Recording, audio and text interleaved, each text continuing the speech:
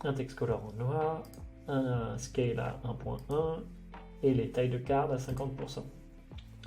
Donc là, l'animation est faite, mais en fait, il faut juste qu'on enlève, qu'on décoche le set as the initial state. Vu qu'on a dit que l'animation en over in, c'était le state initial, si on dit aussi que l'animation en over out, c'est le state initial, il y aura un bug. Donc du coup, là, il nous reste juste à régler la durée de l'animation, d'ajouter une petite courbe de Bézier. Et là, je sauvegarde. Et si je fais le test,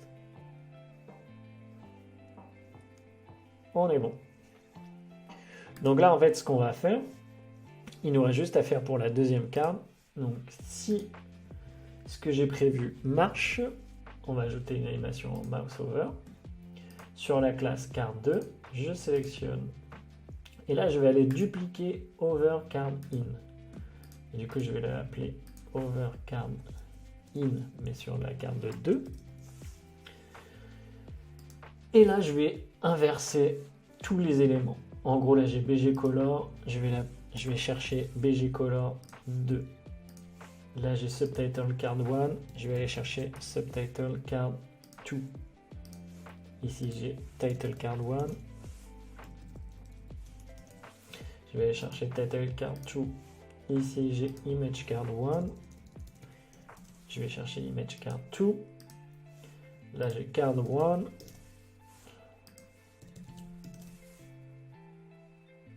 Du coup, je prends Card 2. Et là, j'ai Card 2. Je vais chercher Card 1. Donc, parfait. Et là, du coup, vous savez ce qu'il nous reste à faire. On sélectionne Over Card 1. Je duplique. Et je vais l'appeler Over Card 2 Out. Et là, je vais juste aller chercher BG Color 2 Subtitle Card 2 Title Card 2 Image Card 2 Card 2 et ici Card 1. Je sauvegarde et là,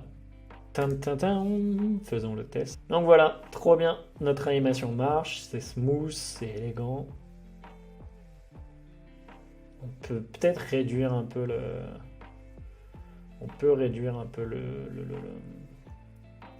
l'effet de scale. On va réduire ça, on va peaufiner. Là, du coup, je vais dans Overcard In et au lieu de faire un Scale Effect à 1.1, on va faire un 1.02. Donc ça, on l'a fait pour Overcard In 2 et là, on va le faire pour Overcard In 1. Le Scale Effect à 0.2. Et là, on va voir, je pense qu'on va avoir un truc un peu plus élégant. Hop. Ouais. Encore merci d'avoir regardé l'épisode. Vous êtes de plus en plus nombreux, donc c'est très cool. Je sais que les Webflow Tips, c'est des formats qui plaisent beaucoup. Donc n'hésitez pas aussi à me proposer vos idées de Webflow Tips. Si l'épisode vous a plu, n'hésitez pas notamment aussi à partager la vidéo, à vous abonner, à en parler autour de vous. Ça fait toujours plaisir, ça fait grandir la communauté, donc c'est trop cool. Et je vous dis à très vite pour un nouvel épisode. Ciao!